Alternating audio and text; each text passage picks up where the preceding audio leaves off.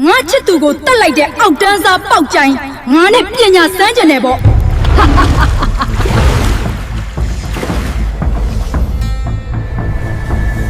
ဒီလူကတော့နန်းတက်လာသမျှဘရင်တွေကိုအစွဲနဲ့ပေါက်တတ်တဲ့လူရောင်ဖန်ဆင်းထားတဲ့နာဂရာဇာနဂါမေပဲဖြစ်ပါတယ်ဒီယထာကိုလွှတ်ပြီးကျုပ်တို့တိုင်းပြည်အတွက်ဘရင်အစ်စ်ရှာကြမယ်ဒီအကြောင်းအရာကဒီခေတ်တရားဝိတ္တနုမြို့တို့နဲ့ဆက်ဆက်နေတဲ့ဒါနကြီးလာရာဇဝင်တစ်ပုတ်ဖြစ်ပြီးတကောင်းပြည်ကိုစိုးစံခဲ့တဲ့သရိုးမဟာရာဇာပွဲခံငကနိုင်မောင်ပေါက်ကျဲအကြောင်းပဲဖြစ်ပါတယ်ရာပေးလို့စုပ်ထောင်ပေးလို့ချုပ်ချစ်တဲ့သူအယိုးစတိုးလို့ဒီဗီဒီယိုမှာတော့ကျွန်တော်ရဲ့ညီအကိုများတောင်းဆိုထားကြတဲ့နန်းသက်လာသမျှဘရင်တွေကိုတိုက်တာလေးရှိတဲ့နာဂရာဇာနဂါမင်းကိုအနိုင်ယူပြနိုင်သူငကနိုင်မောင်ပေါက်ကျန်းရဲ့နောက်ခံသမိုင်းကြောင်းကိုဘုဒ္ဓသားဖြစ်ပွဲစိတ်ဝင်စားပွဲဝေမျှပေးသွားမှာပဲဖြစ်ပါတယ်ဒင်းကိုနန်းတော်ကနေရတဲ့နီးနဲ့နှင်ထုတ်ရမယ်ထောင်ပေးလို့ချုပ်ချစ်တဲ့သူအယိုးစတိုးလို့ပါဒီတိုင်းပြည်မှာဘာများထူးခြားမှုရှိလဲကျွန်တော်တော့ဇာနီပဲဖြစ်ပါတယ်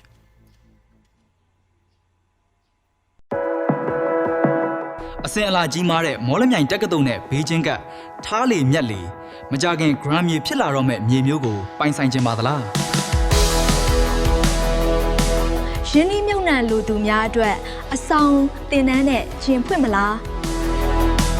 လမ်းလဲကျဲမြေသားခိုင်မာမှုရှိပြီးအခြားနည်းသုံးစွဲခွင့်ကြထားပြီးသားဖြစ်တဲ့ဒီလိုအဖက်ဖက်မှအားသာချက်ရှိတဲ့မြေကွက်မျိုးကိုမှပိုင်ဆိုင်ခြင်းနဲ့ဆိုရင်တော့ဖော်ပြပါ Viber နံပါတ်ကိုဆက်သွယ်မေးမြန်းနိုင်ပါကြောင်းသတင်းကောင်းပါလိုက်ရပါတယ်ရှင်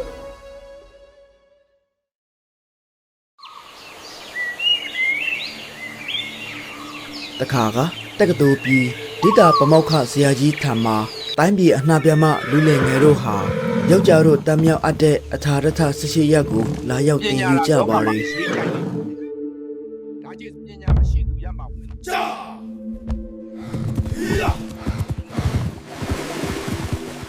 အဲ့လိုတင်ယူနေကြတဲ့လူလင်ငယ်များစွာထဲမှာမောင်ပေါက်ကျိုင်းဆိုတဲ့လူလင်ငယ်လေးလည်းပါဝင်ပါတယ်ပြန်ကြက်ပါနော်မောင်ပေါက်ကျိုင်းလေးကပညာပါရမီနည်းပါလာတဲ့အတွက်ဒိတာပမောက္ခဆရာကြီးကဘယ်လိုပဲစူးစမ်းပြီးသင်ကြားပေးနေပါစေမောင်ပေါက်ကျိုင်းကတော့ဘယ်ပညာကိုမှသင်ယူလို့မရတဲ့အညဆုံးကျောင်းသားသူဖြစ်နေပါတယ်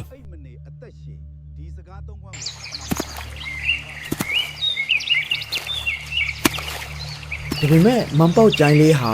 ပညာရေးဘက်မှာမထူးချွန်ပေမဲ့အလုပ်ကိုစူးစမ်းလွန်းတဲ့အတွက်ဆရာကြီးရဲ့အားကိုးရဆုံးသောအချစ်ဆုံးတစ်ပတ်တူလည်းဖြစ်ပါတယ်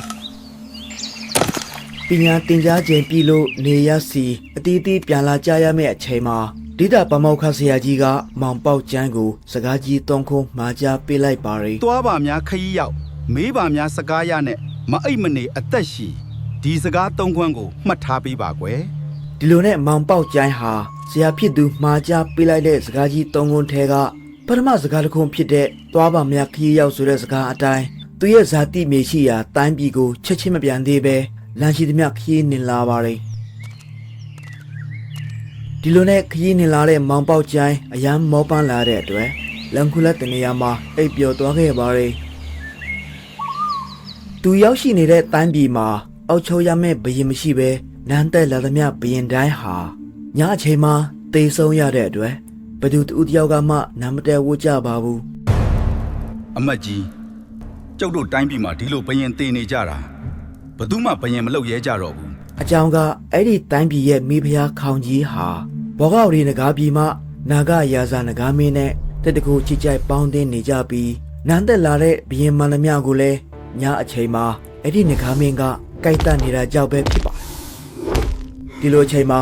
တိုင်းပြည်မှာရှိကြတဲ့မူမများကစီရင်ဖုတ်သွင်းထားတဲ့ယထာကိုမင်းလောင်းရှာဖွေရေးအတွက်ဇေလွတ်လိုက်တဲ့အခါခီးပန်းလို့အိပ်ပျော်နေရှာတဲ့မောင်ပေါက်ကျိုင်းစီစိုက်စိုက်မြက်မြက်ရောက်ရှိလာပါတယ်ဒါကစီရင်ဖုတ်သွင်းထားတဲ့ယထာပါဒီယထာကိုလွှတ်ပြီးကျုပ်တို့တိုင်းပြည်အတွက်ဘရင်အစ်စ်ရှာကြမယ်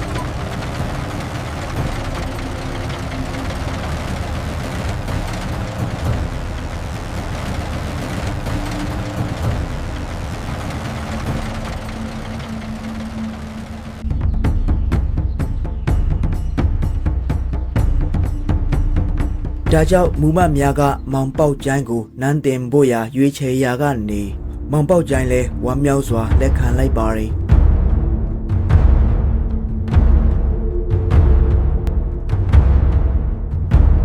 မောင်ပေါက်ကြိုင်နန်းသက်လာတဲ့နေ့မှာစကားကြီး3ခွန်းထဲကတစ်ခွန်းဖြစ်တဲ့မိဘများစကားရဆိုတဲ့အတိုင်းတိုင်းသူပြည်သားများကိုမေးခွန်းများစွာမေးမြန်းခဲ့ပါရယ် ပြည်သူပြည်သားတို့ဒီတိုင်းပြည်မှာ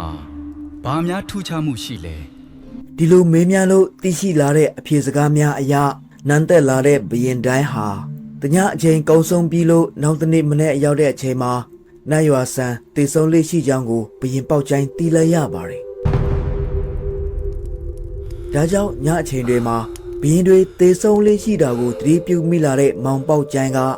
သူ့ရဲ့ဆရာမှားကြားလိုက်တဲ့စကားကြီး၃ခုထဲမှာမအိပ်မနေအသက်ရှည်ဆိုတဲ့စကားကိုကြည်တောင်းလိုက်နာဖို့အတွက်ပြင်ဆင်လိုက်ပါတယ်။ညနဲ့လာတဲ့အချိန်မှာဘရင်မောင်ပေါက်ကျိုင်းဟာအရန်အိမ်ငိုက်နေပေမဲ့မအိပ်ဆက်သေးပဲသူ့ရဲ့အိယာပေါ်မှာငပြောတုံးတုံးကိုတိတ်တဆိတ်ထားရှိကအဲ့ဒီငပြောတုံးကိုစောင်းချုံပေးထားပြီးတနေရာမှာပေါင်းခုပြီးစောင့်ကြည့်နေပါတယ်ဒီလိုနဲ့ညတကောင်ရန်ရောက်ရှိလာတဲ့အချိန်မှာမိဖုရားရဲ့ချစ်သူငကားမင်းရောက်ရှိလာပြီးအိယာပေါ်ကငပြောတုံးကိုဘရင်ပေါက်ကျိုင်းအထင်နဲ့ပေါက်လိုက်ပါတယ်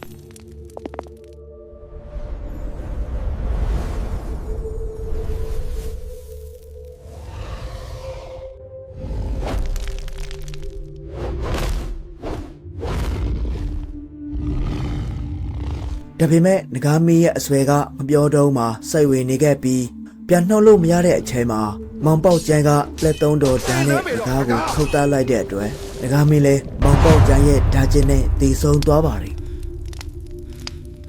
ဒီအောက်တန်းစားပေါက်ကျိုင်းကိုငါလုံးဝမကျေနပ်ဘူး ဒါကြောင့်မိဖုရားခေါင်ကြီးဟာသူမရဲ့ချစ်သူငကားမင်းတည်ဆုံသွားတာကြောင့်ပဲဘရင်မောင်ပေါက်ကျန်းအပေါ်ရန်ညှို့ထားကအလောင်းစားပြုတ်ဖို့စကားခေါ်လိုက်ပါတယ် ဒင်းကိုနန်းတော်ကနေရတဲ့နီးနဲ့နှင်ထုတ်ရမယ် မောင်ပေါက်ကျန်းလည်းလက်ခံလိုက်တဲ့အတွက်မိဖုရားကြီးရဲ့စကားထားတစ်ခုကိုအဖြေပေးရနဲ့ဖြေဆိုနိုင်ပါကထီနန်းကိုပေးရမည်ဖြစ်ကြောင်းအကယ်၍အဖြေမပေးနိုင်ခဲ့ရင်ကိုမြက်ခါရမယ်ဆိုပြီးအလောင်းအစားပြုတ်ကြပါတယ် ငါချစ်သူကိုတတ်လိုက်တဲ့အောက်တန်းစားပေါက်ကျိုင်းငါနဲ့ပညာစမ်းကြတယ်ပေါ့ရာပေးလို့စုပ်ထောင်ပေးလို့ချုပ်ချစ်တဲ့သူအယိုးစတိုးလို့ ဘရင်မောင်ပေါက်ကျန်းလဲဘယ်လိုမှစဉ်းစားမရနိုင်တဲ့အတွက်ခုနှစ်ရက်အချိန်ပေးဖို့ခွေတောင်းပြီးစိတ်ပြက်စွာဥယျာဉ်ထဲဆင်းလာပါတယ်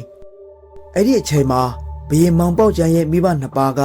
3နှစ်3မိုးပြည့်တာတောင်တာဖြစ်သူတက္ကသိုလ်ပြည်ကနေပြန်ရောက်မလာတဲ့အတွက်မိဘနှစ်ပါးကစိတ်ပူပြီးတက္ကသိုလ်ပြည်စီလိုက်သွားကြရာလန်ခုလက်တနေရအရောက်မှာမထင်မှတ်ပဲအစာလာစားတဲ့ကြီးကနှစ်ကောင်စကားပြောနေတာကိုကြားလဲရပါတယ် ထောင်ပေးလို့ချုပ်ချစ်တဲ့သူအယိုးစတူ ဒီကြီးကန်းနှစ်ကောင်က မကဒဘာသာစကားဆိုတဲ့တရိษံဘာသာစကားကိုနားလည်ကြတဲ့မောင်ပေါက်ကျန်းရဲ့မိဘနှစ်ပါးကကြီးကန်းတွေရဲ့စကားအရအဖြေများကိုတီးလိုက်ရပါတယ် ဒီကြီးကန်းနှစ်ကောင်ကငါတို့သားပေါက်ကျိုင်းမှာဘယင်ဖြစ်နေပြီလို့ဆိုလိုတာဒါပေမဲ့ဒီစကားထားသုံးခွန်းရဲ့အဖြေကိုမသိရင်ကွက်မြက်ခံရမယ်ဒါကြောင့်ငါတို့သားစီအမြန်သွားမှဖြစ်မယ် ဟာ ဒါကြောင့်မိဘများကဘရင်ဖြစ်နေတဲ့တားဖြစ်သူမောင်ပေါက်ကျန်းရှိတဲ့တိုင်းပြည်စီရောက်ရှိလာပြီး ဒီစကားသုံးခွန်းကိုသားတော်တေးသေးချာချာမှတ်ထားပြီးမိဖုရားကိုတွားဖြေပေးပါဒါမှသားတော်ဒီထီးနှန်းကိုဆက်လက်အုပ်ချုပ်နိုင်မယ် ဂျဂသားရဲ့အဖြေအရတေဆုံးသွားတဲ့ငကားရဲ့အရေးခွန်ကိုအတ္တပြတရားပေးပြီးစုပ်စီမည်စုပ်လို့ရလာတဲ့အရေးခွန်ကိုအတ္တပြတစ်ထောင်ပေးပြီးအဲ့ရာကိုချုပ်စီမည်ငကားရဲ့အယူကိုတော့စတိုးပြုတ်လောက်ကပန်စီမီဆိုတဲ့အဓိပ္ပာယ်ရကြောင်းအဖြေများကိုတီးလိုက်ရပါတယ်။စကားဝဲများရဲ့အဖြေမှန်ကိုပြောကြားပေးလိုက်တဲ့အတွက်မောင်ပေါက်ကျိုင်းလဲမိဖုရားကိုအနံရကာဘယင်အဖြစ်ထီနန်းကိုတက်ဆုံးတိုင်စူးစမ်းသွားပါကြောင်းဘုဒ္ဓတာဖြစ်စေဖို့ရာစေတနာထားမျှဝေပေးလိုက်ရပါတယ်။